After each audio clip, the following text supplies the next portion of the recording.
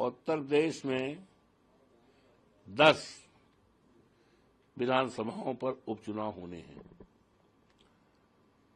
जिसमें हमारी सीट जिस पर हम विधायक थे, जनपद अयोध्या की मेलकीपुर विधानसभा सीट की, जिस पर हम विधायक थे, और मैंने जो है 12 जून को इस्तीफा दिया।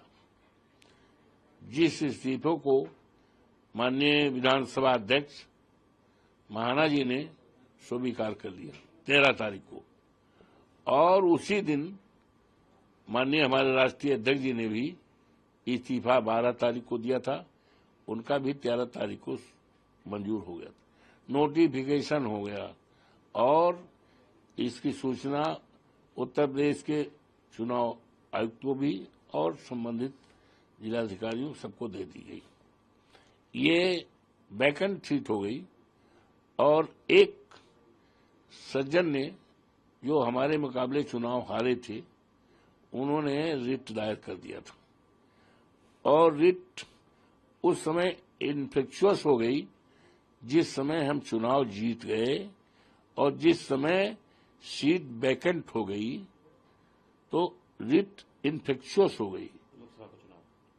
हाँ, चुनाव जीतने पर, और चुनाव जीतने के बाद विधानसभा मिल्कीपुर से एमएलए का इस्तीफा देने के बाद, विधायक का इस्तीफा देने के बाद वैकेंट हो गई, और वैकेंट घोषित हो गई, तो जो भी रिट है वो in the I of law ये इन्फेक्शुअस हो गई। अब जब इन्फेक्शुअस हो गई तो जिसने रिट किया था, भारतीय जनता पार्टी का जो उम्मीदवार था, हारा है, और चर्चा है संभावित उम्मीदवार इस बाई इलेक्शन में भी होता, तो उसकी एक मॉरल ड्यूटी थी कि जब मैंने इस्तीफा दे दिया, सीट जो है इन्फेक्शुअस हो गई, और इस्तीफा दिए हुए आज 4 महीने से ज्यादा हो गया, जोड़ लें आप, 13 जून को वो हुआ है, तो जून, जुलाई, अगस्त, सितंबर, अक्टूबर, 4 महीने से ज्यादा हो गया। तो उसका मॉरल ड्यूटी थी कि वो अपना रिट वापस ले लेता। जब ये जाना कि इन्फेक्शुअस हो गई तो रिट वापस नहीं लिया। अब सुनते हैं रिट वापस ले रहे हैं, तो हमारी तो मॉरल विजय हो गई।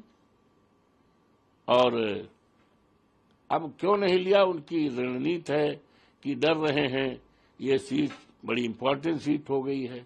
इसकी चर्चा जो है बीजेपी के लोगों ने राष्ट्रीय विधानसभा बना दिया है, क्योंकि अयोध्या से जुड़ी हुई है, ये माननीय अखिलेश यादव से जुड़ी हुई है, अवधेश प्रसाद कार्यकर्ता से जुड़ी हुई है। तो इसकी चर्चा देश और दुनिया में हो रही है, और उसी क्षेत्र का मिल्कीपुर है, तो इसीलिए। और माननीय योगी जी 4 बार कार्यक्रम लगाए, 1 दर्जन से ज्यादा मंत्री उनके 1 महीना से, लेकिन जनता टच से मस नहीं है।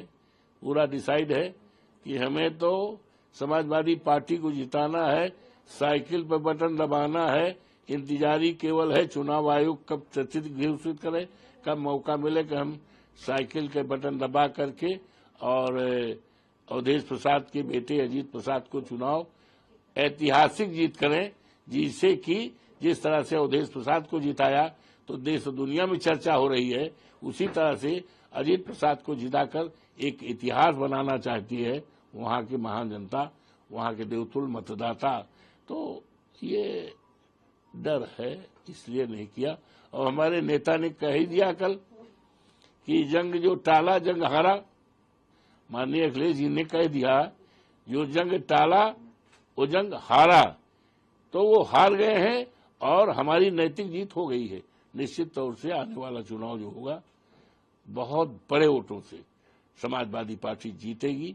हमारा बेटा अजीत बहुत बड़े वोटों से एक इतिहास कायम करेगा, और क्षेत्र का विकास और निर्माण, आपसदारी, भाईचारा को कायम करेगा। लोगों को के बीच रह करके राजनीति नहीं करेगा, बल्कि सेवा करेगा, क्षेत्र का उत्थान और विकास करेगा, और ऊंचाई तक क्षेत्र को